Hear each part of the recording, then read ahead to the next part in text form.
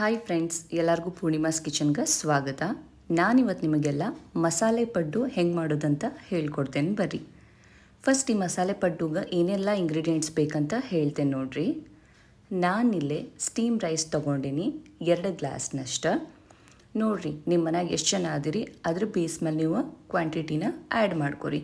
So ನಮ್ಮ ಮನೆ ಒಳಗೆ 3 ಜನ ಅಷ್ಟೇ ಇರೋದು, ಅದ್ರ ಅಕಾರ್ಡಿಂಗ್ ನಾನು ಇಲ್ಲೇ ಕ್ವಾಂಟಿಟಿನ ಯೂಸ್ ಮಾಡ್ಕೊಳತ್ತೀನಿ. ಇದ್ರ ಜೊತೆಗೆ ನಾನೀಗ ಸೇಮ್ ಗ್ಲಾಸ್ ಅಷ್ಟು ಅಳತಿ ತೊಗೊಂಡು 1 ಗ್ಲಾಸ್ ಅಷ್ಟು ಅವಲಕ್ಕಿನ ಆ್ಯಡ್ ಮಾಡ್ಕೋತೀನಿ.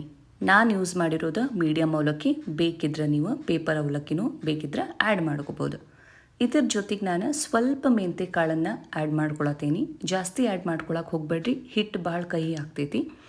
ನಿಮಗೆ ಗೊತ್ತೈತಿ ಮೆಂತೆ ಕಾಳು ಕಹಿ ಬಿಡ್ತೈತೆ ಅಂಥೇಳಿ. ಸೊ ಆದಷ್ಟು 1 ಸ್ಪೂನಷ್ಟು ಹಾಕೋರಿ, ಅದಕ್ಕಿಂತ ಕಡಿಮೆ ಆದರೂ ಓಕೆ. ಈಗ ಇದಕ್ಕೆ ನಾವೇನಂದರೆ 1 ಕಪ್ನಷ್ಟು ಉದ್ದಿನ ಬೇಳೆನೂ ಸಹ ಆ್ಯಡ್ ಮಾಡ್ಕೋಬೇಕು. ನಾನಿಲ್ಲಿ ಆಮೇಲೆ ಆ್ಯಡ್ ಮಾಡ್ಕೊಂಡೀನಿ, ಅದು ವಿಡಿಯೋ ಬಂದಿಲ್ಲ, ಸಾರಿ ತೋರ್ಸೋಕ್ಕಾಗಿಲ್ಲ. ನೀವು ನೆನೆಯಾಕೆ ಇಡೋಕ್ಕಿಂತ ಮುಂಚೆನ ಇದ್ರ ಜೊತೆಗಿನ ಉದ್ದಿನ ಬೇಳೆನೂ ನೆನೆಯಿಟ್ಟುಕೊಡಿ. ಇದನ್ನು ನೆನೆಯಾಕೆ ಇಡೋಕ್ಕಿಂತ ಮುಂಚೆ 4-5 ಸತಿ ನೀಟಾಗಿ ನೀರು ಒಳಗೆ ತೊಳೆದು ಆಮೇಲೆ ಕ್ಲೀನ್ ವಾಟರ್ ಒಳಗೆ ನೆನೆಯಿಟ್ರೆ ಚಲೋ ಆಗ್ತೈತಿ. ನೀಟಾಗಿ ವಾಶ್ ಮಾಡಿದ್ರೆ ಆದಷ್ಟು ಚಲೋ. ನೋಡಿ, ನಾನು 3-4 ಸತಿ ಇದನ್ನು ನೀಟಾಗಿ ತೊಳ್ಕೊಂಡು ಈಗ ಇದ್ರಕ್ಕೆ 2 ಗ್ಲಾಸ್ನಷ್ಟು ಅಥವಾ 3 ಗ್ಲಾಸ್ನಷ್ಟು ನೀರು ಹಾಕ್ಕೊಂಡು ನೆನೆಯಾಕಿಡ್ತೀನಿ. ಈಗ ನೀರು ಹಾಕಾದ್ಮೇಲೆ ಇದ್ರ ಮೇಲೆ ಒಂದು ಪ್ಲೇಟ್ ಮುಚ್ಚಿ 5 to 6 ಅವರ್ಸ್ ಇದನ್ನು ನೆನೆಯಾಕ್ಬಿಡ್ರಿ. So after 5 to 6 hours video ಇದೆ ನೋಡಿರಿ ಎಷ್ಟು ಚಂದ ನೆಂದೈತಿ ಎಲ್ಲ ಅಂಥೇಳಿ. ಈಗ ಇದನ್ನು ಮಿಕ್ಸಿ ಮಾಡ್ಕೋತೇನೆ ನಾನು. ಸೊ ನೋಡಿರಿ, ನೀಟಾಗಿ ಹಿಂಗೆ ಹಾಕ್ಕೊಂಡು ನಾ ಇದಕ್ಕೆ ಎಕ್ಸ್ಟ್ರಾ ನೀರು ಆ್ಯಡ್ ಮಾಡ್ಕೊಳತ್ತಿಲ್ಲ. ಅದನ್ನು ಯೂಸ್ ಮಾಡಿಕೊಂಡು ಮಿಕ್ಸಿ ಮಾಡ್ಕೊಳತ್ತೀನಿ. ಬೇಕಿದ್ರೆ ಮಿಕ್ಸಿ ಮಾಡ್ಕೊಂಡು ನೀವು ಉಪ್ಪು ಹಾಕೋಬೋದು, ಇಲ್ಲ ಎಲ್ಲ ಹಿಟ್ಟು ರುಬ್ಬಾದ್ಮೇಲೆ ಬೇಕಿದ್ರೆ ನೀವು ಉಪ್ಪನ್ನ ಆ್ಯಡ್ ಮಾಡ್ಕೋಬೋದು, ನೋ ಪ್ರಾಬ್ಲಮ್. ಆದಷ್ಟು ತರಿಯಾಗಿ ಈ ಹಿಟ್ಟನ್ನು ರುಬ್ಕೋರಿ, ಭಾಳ ನುಣ್ಣಗೆ ರುಬ್ಕೊಳಕ್ಕೆ ಹೋಗಬೇಡ್ರಿ. ನೋಡಿರಿ, ನಾನು ಇಲ್ಲಿ ತೋರಿಸ್ತೀನಿ. ಈ ಹದಕ್ಕೆ ನೀವು ಹಿಟ್ಟನ್ನು ರುಬ್ಕೊಂಡ್ರೆ ಸಾಕು. ಈಗ ಬರ್ರಿ ಸೆಕೆಂಡ್ ಟೈಮ್ ಮತ್ತು ನಾನು ಸೇಮ್ ಪ್ರೊಸೀಜರ್, ಮತ್ತು ಸ್ವಲ್ಪ ಅವಲಕ್ಕಿನ ಮಿಕ್ಸಿ ಒಳಗೆ ಹಾಕ್ಕೊಂಡು ನೀರು ಆ್ಯಡ್ ಮಾಡಿಕೊಂಡು ಮಾಡ್ಕೊತೀನಿ.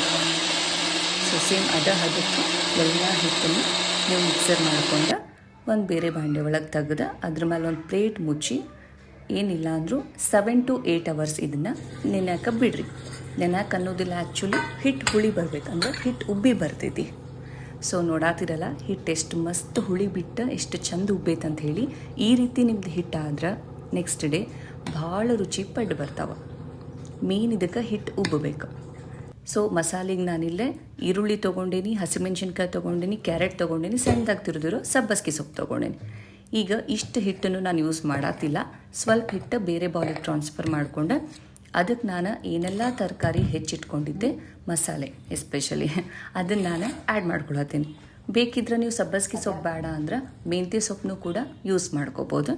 ಈವನ್ ಈ ರೆಸಿಪಿ ಭಾಳ ಹೆಲ್ತಿಗೂ ಒಳ್ಳೆಯದು, ಬಿಕಾಸ್ ಸೊಪ್ಪು ಕ್ಯಾರೆಟ್ ಎಲ್ಲನೂ ಯೂಸ್ ಮಾಡೈತಿ, ಅದರ ಸಲುವಾಗಿ.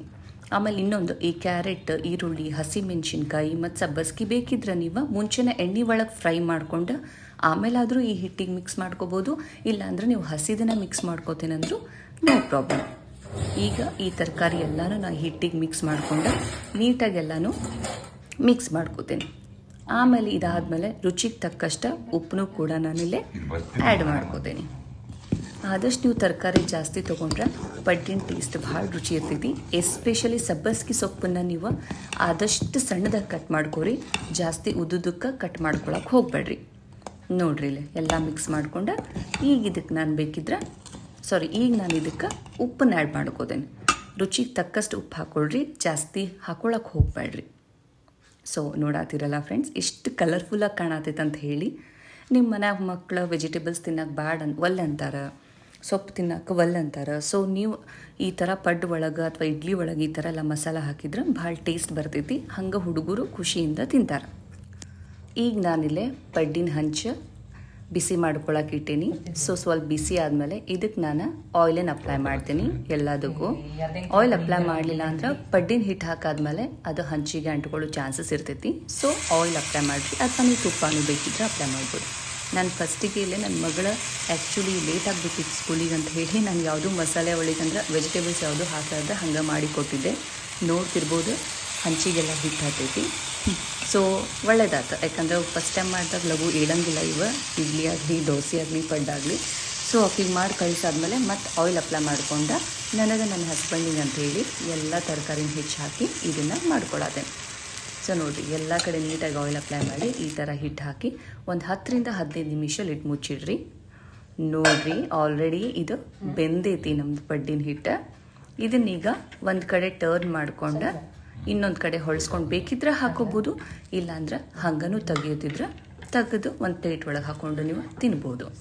ಯಾಕಂದ್ರೆ ಮತ್ತೊಂದು ಕಡೆ ಹಾಕಿದ್ರೆ ಓಕೆ, ಬೆಂದಿಲ್ಲ ಅಂದರೆ ಹಾಕ್ಕೋಬೋದು, ಇಲ್ಲ ಒಂದು 2 ನಿಮಿಷ ಹಾಕಿದ್ರು ಸಾಕು, ಇಲ್ಲ ಹಂಗೆ ತೆಗೆದ್ರು ಓಕೆ. ಆಲ್ರೆಡಿ ಅದು ಬೆಂದಿರ್ತೈತಿ, ಯಾಕಂದ್ರೆ ಮೇಲೆ ಲಿಡ್ ಮುಚ್ಚಿಟ್ಟಿರ್ತೀರಲ್ಲ ಅದಕ್ಕೆ.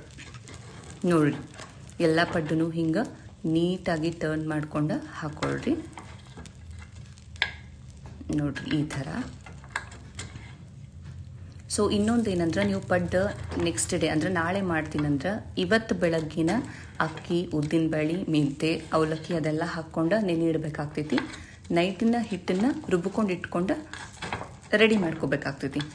ಹಂಗೆ ಮಾಡಿಕೊಂಡ್ರೆ ನೆಕ್ಸ್ಟ್ ಡೇ ಮಾರ್ನಿಂಗಿಗೆ ನಿಮಗೆ ಟಿಫಿನ್ ಮಾಡೋಕೆ ಈಸಿ ಆಗ್ತೈತಿ. ಈ ಪಡ್ಡು ಆರಾಮ್ ಬೆಳಗ್ಗೆ ಗೆದ್ದು ನೀವು ಮಾಡಿಕೊಂಡು ಅಥವಾ ಮಕ್ಕಳಿಗೆ ಲಂಚ್ ಬಾಕ್ಸಿಗೂ ಹಾಕಿ ನೀವು ಕಳಿಸ್ಬೋದು.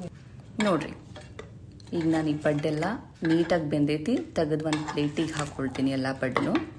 ನಾನು ಹೇಳ್ದಂಗೆ ನೀವು ಆಯಿಲ್ ಬೇಕಿದ್ರೂ ಕೂಡ ಅಪ್ಲೈ ಮಾಡ್ಕೋಬೋದು ಹಂಚಿಗೆ, ಇಲ್ಲ ಅಂದರೆ ತುಪ್ಪ ಬೇಕಿದ್ರೆ ತುಪ್ಪನೂ ಅಪ್ಲೈ ಮಾಡ್ಕೋಬೋದು.